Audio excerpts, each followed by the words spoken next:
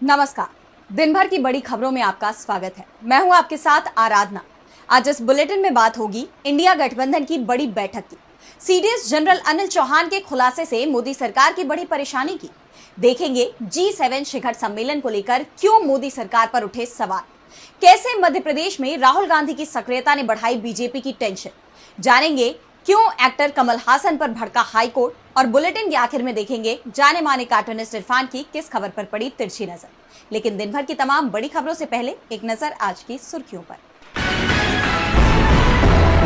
चुनाव आयोग का बड़ा फैसला, शुरू करने जा रहा है नई प्रणाली। अब मतदान प्रतिशत का मिलेगा real time update. Bombay lawyers association ने सीजेआई को लिखा पत्र, जस्टिस यशवंत वर्मा के खिलाफ मुकदमा चलाने की मांग। न्यायाधीश के घर से मिली थी नोटों की बोरी।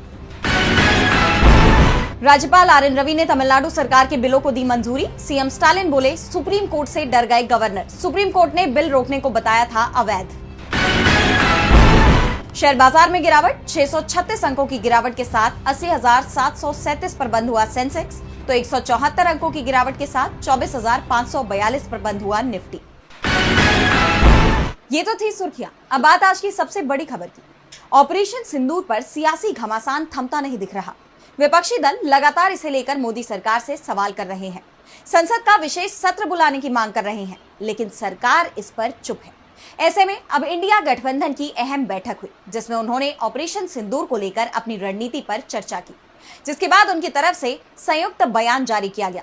तो क्या कुछ हुआ इस बैठक में, जानने के लिए देखिए ये रिपोर्ट। पहलगाम में आतंकी हमला और उसके बाद भारत की तरफ से चलाए गए ऑपरेशन सिंदूर को लेकर कई सवाल उठ रहे हैं। विपक्ष लगातार सरकार को घेर रहा है, सवाल कर रहा है कि पहलगाम में हुई चूक से लेकर पाकिस्तान के साथ हुई 4 दिन की जंग में भारत को होने वाले नुकसान का जिम्मेदार कौन है, सीज फायर किन शर्तों पर हुआ, और अमेरिका के राष्ट्रपति डोनाल्ड ट्रंप जो दावे लगातार कर रहे हैं उसका जवाब मोदी सरकार क्यों नहीं दे रही है। इंडिया गठबंधन ने इसे लेकर एक बार फिर संसद के विशेष सत्र की मांग की है। 16 दलों की तरफ से पीएम मोदी को इसके लिए पत्र लिखा गया है। इंडिया गठबंधन ने इसे लेकर बैठक बुलाई है। बैठक में हुए फैसले को लेकर कांग्रेस सांसद दीपेंद्र हुड्डा ने कहा कि जब पहलगाम में आक्रमण हुआ तो कांग्रेस और पूरे विपक्ष ने सरकार को जवाबी कार्रवाई करने के लिए अपना समर्थन दिया। उसके बाद जो कुछ हुआ वो देश के सामने है। दीपेंद्र हुड्डा ने कहा कि पहलगाम आतंकी हमले से लेकर ऑपरेशन सिंदूर तक, ऑपरेशन सिंदूर से लेकर डोनाल्ड ट्रंप की तरफ से किए गए सीज फायर के ऐलान तक, और उसके बाद पाकिस्तान को दुनिया में अलग थलग करने के लिए क्या क्या प्रयास किए जा रहे हैं, उसमें कितनी सफलता मिल रही है, इसे लेकर ये मांग की गई थी। और इस चिट्ठी में भी यही कहा गया है कि अब जब सरकार दुनिया के अलग अलग देशों की राजधानियों में अपनी बात रख रही है तो देश की संसद के सामने भी अपनी बात रखना जरूरी है। वहीं शिवसेना यूवीटी सांसद संजय राउत ने भी मोदी सरकार पर तीखा तंज किया। उन्होंने कहा कि अमेरिका के प्रेसिडेंट डोनाल्ड ट्रंप के कहने पर युद्ध विराम हो सकता है, तो देश के विपक्ष के कहने पर संसद का विशेष सत्र क्यों नहीं बुलाया जा सकता। क्या हमें अब संसद के विशेष सत्र की डिमांड डोनाल्ड ट्रंप से करनी पड़ेगी। टीएमसी सांसद डेरेक ओब्रायन ने कहा कि जल्दी ही संसद सत्र के लिए विपक्षी सांसदों के बीच हस्ताक्षर अभियान चलाया जाएगा। वहीं भोपाल पहुंचे कांग्रेस सांसद राहुल गांधी ने भी मोदी सरकार पर तीखा हमला करते हुए कहा कि पीएम मोदी ने अमेरिका के सामने सरेंडर कर दिया। अमेरिका के दबाव में भारत ने सेना की कार्रवाई को रोक दिया। इस बीच अब ये खबर भी सामने आ रही है कि 25 और 26 जून को 50 साल पहले लगाई गई इमरजेंसी को कोसने के लिए मोदी सरकार संसद सत्र बुलाने का जो प्लान बना रही थी उसे रद्द कर दिया गया है, क्योंकि सत्र बुलाया जाता तो विपक्ष को ऑपरेशन सिंदूर का मुद्दा सदन में उठाने का मौका मिल जाता। ऑपरेशन सिंदूर पर मोदी सरकार घिर गई है और उसकी परेशानी सीडीएस जनरल अनिल चौहान के बयान भी बढ़ा रहे हैं। जनरल चौहान ने एक बार फिर यह कबूल किया है कि भारत को पाकिस्तान के साथ संघर्ष में नुकसान उठाना पड़ा। इस बार उन्होंने परमाणु धमकियों को लेकर भी रुख साफ किया है, जिसके बाद मोदी सरकार पर सवाल गहराते जा रहे हैं। तो क्या कुछ कहा सीडीएस जनरल चौहान ने, जानने के लिए देखिए ये report. Chief of defence staff यानी सीडीएस जनरल अनिल चौहान के खुलासे मोदी सरकार की परेशानी बढ़ा रहे हैं। विपक्ष जो सवाल लगातार पूछ रहा है उसका जवाब सरकार की जगह सेना की तरफ से मिल रही है।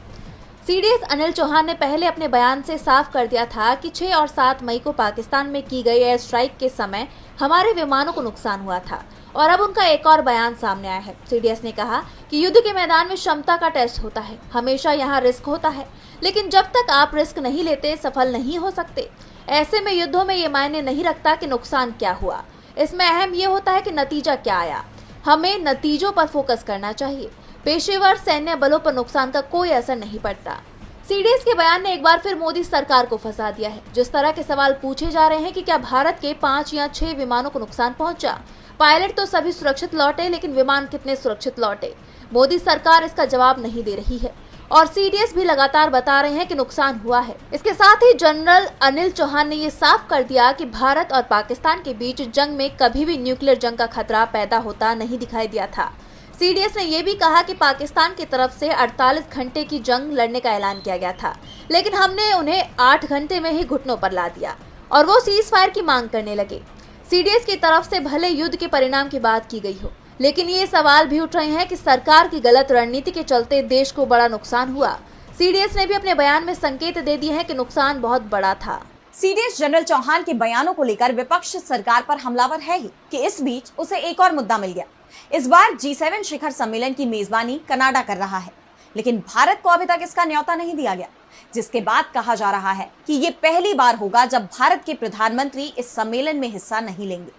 ऐसे में मोदी सरकार की विदेश नीतियों को लेकर विपक्ष ने सवाल उठाए हैं। तो क्या है पूरा मामला, जानने के लिए देखिए ये रिपोर्ट। 6 सालों में ऐसा पहली बार होगा जब प्रधानमंत्री नरेंद्र मोदी G7 सम्मेलन में शामिल नहीं होंगे। ऐसा इसलिए क्योंकि 15 जून से 17 जून के बीच कनाडा के अल्बर्ट में G7 देशों की बैठक होगी, लेकिन अभी तक भारत को न्योता ही नहीं दिया गया है। G7 के लिए कनाडा के स्पोक पर्सन ने इस बात की पुष्टि भी नहीं की है कि भारत को सम्मेलन के लिए आमंत्रित किया जाएगा।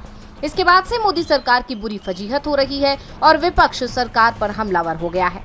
विपक्ष सरकार से सवाल पूछ रहा है कि मोदी सरकार दावे तो बड़े बड़े करती है कि उसके कार्यकाल में दुनिया में भारत का कद बढ़ा है, लेकिन यहाँ तो कहानी कुछ और ही दिखाई दे रही है।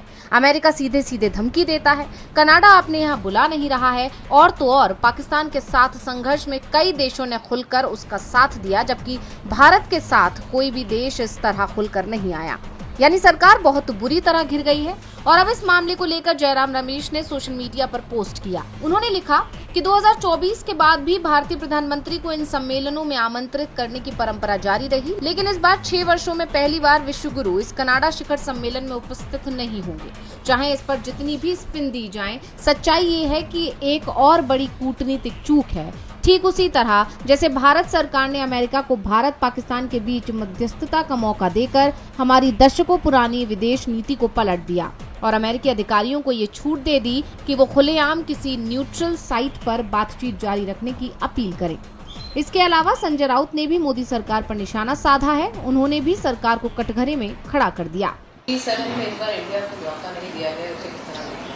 तो ये तो आप विश्व गुरु हमारे प्रधानमंत्री मोदी जी से पूछना चाहिए।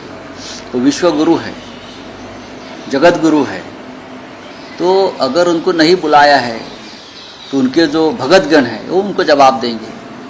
हमको तो बुरा लगा, ये देश का अपमान लगता है मुझे।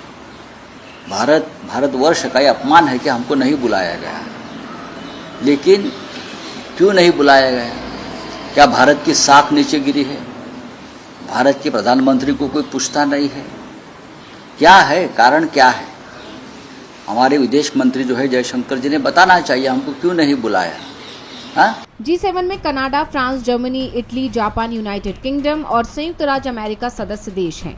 इस साल समिट में यूरोपियन यूनियन और कई और देशों के शामिल होने की भी उम्मीद की जा रही है, लेकिन भारत नहीं पहुंच रहा है। इससे पहले इसी तरह का विवाद तब खड़ा हुआ था जब ट्रंप ने राष्ट्रपति बनने के बाद मोदी को मिलने का न्योता नहीं भेजा था। इस पर भी सरकार घिरी थी और अब एक बार फिर मोदी सरकार में भारत की बेइज्जती पर विपक्ष हमलावर हो गया है। भारत की इस बेइज्जती पर विपक्ष ने मोदी सरकार पर निशाना साधा है, तो फटकार कांग्रेस विधायकों को भी मिली है, और वो भी किसी और से नहीं, खुद पार्टी सांसद राहुल गांधी ने उनकी क्लास लगा दी। मध्य प्रदेश की राजधानी भोपाल में राहुल ने कांग्रेस के संगठन सृजन के कार्यक्रम में शिरकत की। उन्होंने कई बैठकें ली, कार्यकर्ताओं को संबोधित किया। राहुल के इस दौरे से बीजेपी की घबराहट बढ़ती दिख रही है। तो क्या कुछ खास रहा राहुल के इस दौरे में? किन मुद्दों पर कांग्रेस सांसद ने दिया जोर? जानने के लिए देखिए ये रिपोर्ट। कांग्रेस सांसद राहुल गांधी एक्टिव मोड में दिख रहे हैं। वो एक के बाद एक कई दौरे कर रहे हैं, जिनमें प्रमुख तौर पर बीजेपी शासित प्रदेश शामिल हैं। इसी कड़ी में अब राहुल मध्य प्रदेश पहुंचे, जहां उन्होंने कांग्रेस के संगठन सृजन अभियान की शुरुआत की, जिसका उद्देश्य 2028 के विधानसभा चुनावों के लिए पार्टी संगठन को मजबूत करना है। कांग्रेस सांसद ने 5 घंटे के अपने इस दौरे में 5 अहम बैठकें की। राहुल ने पार्टी की पॉलिटिकल अफेयर्स कमेटी यानी पीएसी से लेकर विधायकों तक की बैठक ली और उन्हें कड़ी फटकार भी लगाई। राहुल ने कहा कि मध्य प्रदेश में पार्टी के पास चेहरों की कमी नहीं है। मुझे 10 ऐसे नेता नजर आते हैं जो मध्य प्रदेश में नेतृत्व करने की क्षमता और सरकार बनाने का मादा रखते हैं, लेकिन पार्टी नेताओं की अनुशासनहीनता मंजूर नहीं है। पहले हो सकता है कि इसे नजरअंदाज किया जाता रहा हो, मगर अब इसे बर्दाश्त नहीं किया जाएगा। अगर कहीं कुछ गलत दिखा तो हम उसे तुरंत बदल देंगे। अब रेस का घोड़ा रेस में जाएगा और बारात का घोड़ा बारात में जाएगा। राहुल गांधी ने नेताओं को गुटबाजी खत्म करने और एकजुट होकर काम करने और संगठनात्मक ढांचे को सशक्त बनाने का कड़ा संदेश दिया। कांग्रेस सांसद ने कहा कि कोई भी फैसला ऊपर से नहीं थोपा जाएगा, आप सब मिलकर फैसला करें और अगर कोई बदलाव की जरूरत होगी तो हम करेंगे। राहुल ने यह भी कहा कि बीजेपी की मदद करने वाले नेताओं की पहचान की जाए और संगठन में सही व्यक्ति को सही जगह दी जाए। राहुल के रुख को देखते हुए साफ है कि वो अभी से मिशन 2028 की तैयारियों में जुट गए हैं और उनकी यह सक्रियता बीजेपी को खटकने लगी है। पार्टी को आगामी चुनाव में कड़ी चुनौती का डर सता रहा है, इसीलिए बीजेपी नेताओं की तरफ से राहुल के इस दौरे पर निशाना साधा जा रहा है। राहुल गांधी अभी से एमपी में मिशन 2028 में जुट गए हैं। उन्होंने पार्टी कार्यकर्ताओं और विधायकों को कड़ा संदेश दिया है, तो नाराजगी कर्नाटक हाईकोर्ट ने भी जाहिर की है। एक्टर, डायरेक्टर और नेता कमल हासन के एक बयान को लेकर कर्नाटक में बवाल मचा हुआ है, जिस पर अब उन्हें कर्नाटक हाईकोर्ट से भी कड़ी फटकार लगी। कोर्ट ने साफ कहा कि आप होंगे कमल हासन, लेकिन आपको किसी की भी भावनाओं को आहत करने का अधिकार नहीं है। तो क्यों भड़का हाईकोर्ट, जानने के लिए देखिए ये रिपोर्ट। एक्टर, डायरेक्टर और नेता कमल हासन के बयान पर विवाद थमता नजर नहीं आ रहा। अब कर्नाटक हाईकोर्ट में एक्टर की याचिका पर सुनवाई हुई, लेकिन वहां भी उन्हें मुंह की खानी पड़ी। हाईकोर्ट उन पर ही भड़क गया। कोर्ट ने कहा कि आपने किस आधार पर बयान दिया है, आप किस आधार पर कर्नाटक के लोगों की भावनाओं को कमतर आंक रहे हैं। क्या आप इतिहासकार या भाषाविद हैं? आपने किस आधार पर बात की? आप कमल हासन हो या कोई और, आप जनता की भावनाओं को ठेस नहीं पहुंचा सकते। आपको बोलने का अधिकार है, लेकिन लोगों की भावनाओं को ठेस पहुंचाने का नहीं। फ्री स्पीच और अभिव्यक्ति का मौलिक अधिकार इस हद तक नहीं दिया जा सकता कि इससे जनता की भावनाएं आहत हो। दरअसल ये विवाद कमल हासन के उस बयान पर छिड़ा है जिसमें उन्होंने कहा था कि कन्नड़ भाषा तमिल से पैदा हुई थी। इस पर कन्नड़ भाषियों ने कड़ी आपत्ति जताई। Karnataka film chamber of commerce यानी KFCC ने उनकी माफी की मांग की और एक्टर की आगामी फिल्म ठग लाइफ के बहिष्कार की घोषणा कर दी, जिसके खिलाफ एक्टर कोर्ट पहुंच गए, लेकिन उन्हें राहत नहीं मिली। कोर्ट ने कहा कि नागरिकों के लिए जल, भूमि और भाषा मायने रखते हैं। भाषाई आधार पर देश का विभाजन नहीं होना चाहिए। एक सार्वजनिक व्यक्ति ऐसा बयान नहीं दे सकता। हालांकि इसके बाद कोर्ट ने माफी मांगना न मांगना कमल हासन पर छोड़ दिया, लेकिन कमल हासन अभी भी अपने रुख पर अडिग हैं। उन्होंने कहा कि ना हम माफी मांगेंगे और ना ही कर्नाटक में अपनी फिल्म रिलीज करेंगे। ऐसे में अब सवाल ये उठ रहे हैं कि कोर्ट उन पर आगे क्या एक्शन लेगा। कमल हासन को हाईकोर्ट से फटकार लगी तो झटका शर्मिष्ठा पनोली को भी मिला है। ऑपरेशन सिंदूर पर बॉलीवुड सितारों की चुप्पी को लेकर आपत्तिजनक वीडियो को लेकर चर्चा में आई इंस्टाग्राम इन्फ्लुएंसर शर्मिष्ठा की जमानत याचिका पर कलकत्ता हाईकोर्ट में सुनवाई हुई, लेकिन कोर्ट ने पनोली को ही फटकार लगा दी। तो क्या कुछ कहा कोर्ट ने और कैसे बढ़ी शर्मिष्ठा की मुश्किलें, जानने के लिए देखिए ये report. Instagram influencer Sharmishtha Panoli को कलकत्ता हाईकोर्ट से बड़ा झटका लगा है। शर्मिष्ठा पनोली की गिरफ्तारी के मामले पर कलकत्ता हाईकोर्ट में अहम सुनवाई हुई। पनोली की तरफ से पेश हुए वकील ने उनके खिलाफ दर्ज FIR को रद्द करने की मांग की। इस दौरान कोर्ट ने पनोली को जमकर फटकार लगाई और लोगों की भावनाओं को ठेस पहुंचाने की बात कही। हाईकोर्ट ने कहा कि अगर पनोली की अंतरिम जमानत की दलील को स्वीकार नहीं किया जाता है और बाद में ये जमानत के लिए मामला सुना जाता है तो आसमान नहीं गिर पड़ेगा। कोर्ट ने कहा कि हमारे देश के एक वर्ग की भावनाओं को ठेस पहुंची है। हमारे यहाँ बोलने की आज़ादी है, लेकिन इसका मतलब ये नहीं कि आप दूसरों की भावनाओं को आहत करो। हमारा देश विविधताओं से भरा है। बता दें कि पनोली की तरफ से कोर्ट में सीनियर एडवोकेट DP सिंह पेश हुए, तो वहीं राज्य का पक्ष रखने के लिए सीनियर एडवोकेट कल्याण बनर्जी ने दलीलें दी। कोर्ट में पनोली को मिलने वाली सुविधाओं का भी जिक्र किया गया। कोर्ट में राज्य का बयान रिकॉर्ड किया गया कि पनोली को वो भी सुविधाएं दी जा रही हैं जो अन्य कैदियों को मिलती हैं। इस पर एडवोकेट सिंह बोले, क्या ये मानवाधिकार है? मैं हैरान हूँ। कोर्ट ने सिंह से कहा, अपनी एनर्जी दूसरे केस के लिए बचा कर रखें। कोर्ट ने कहा कि एक आतंकवादी को भी इसका अधिकार होता है। सिंह ने कहा कि शिकायत में कोई भी अपराध का जिक्र नहीं किया गया है, FIR में कुछ नहीं है। साथ ही सिंह ने FIR रद्द किए जाने, गिरफ्तारी को गैर कानूनी करार देने और जमानत की मांग की। हालांकि कोर्ट ने शर्मिष्ठा को राहत देने से इनकार कर दिया। और बड़ा झटका देते हुए अंतरिम जमानत की याचिका खारिज कर दी।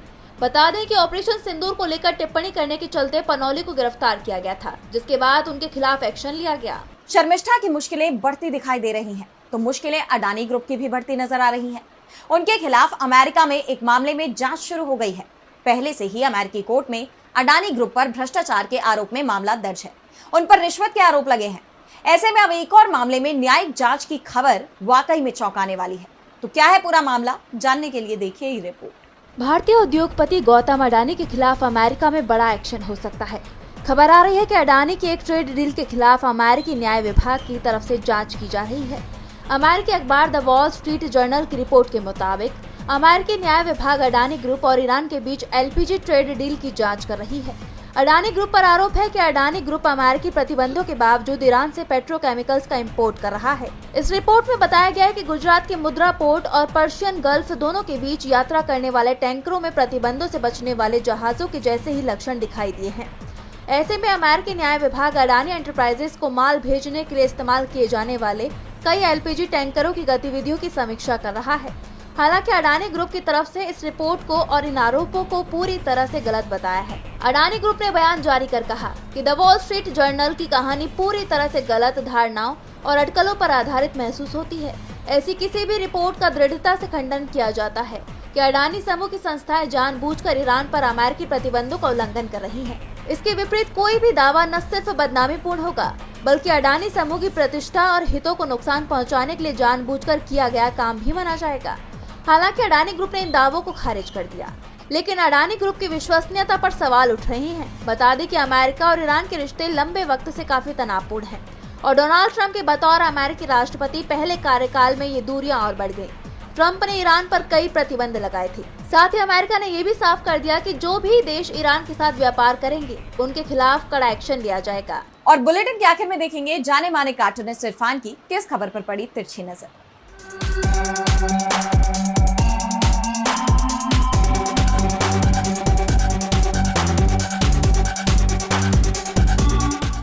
अमेरिकी उद्योगपति एलोन मस्क ने मास्टर स्ट्रोक चल दिया है।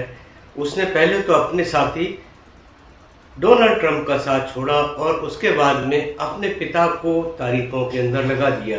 तारीखें यानी कि मोदी जी बहुत महान हैं, भारत की जीडीपी बहुत शानदार है और यहाँ के लोग बहुत शानदार हैं।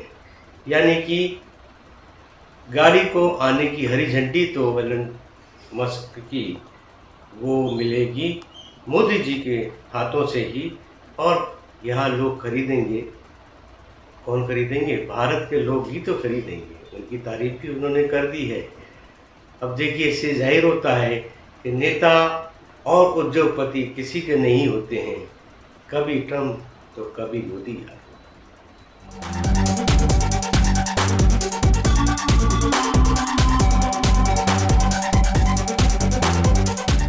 बहुत बहुत शुक्रिया इरफान जी। तो आज इस बुलेटिन में इतना ही। आप देखते रहिए डीबी लाइव। नमस्कार।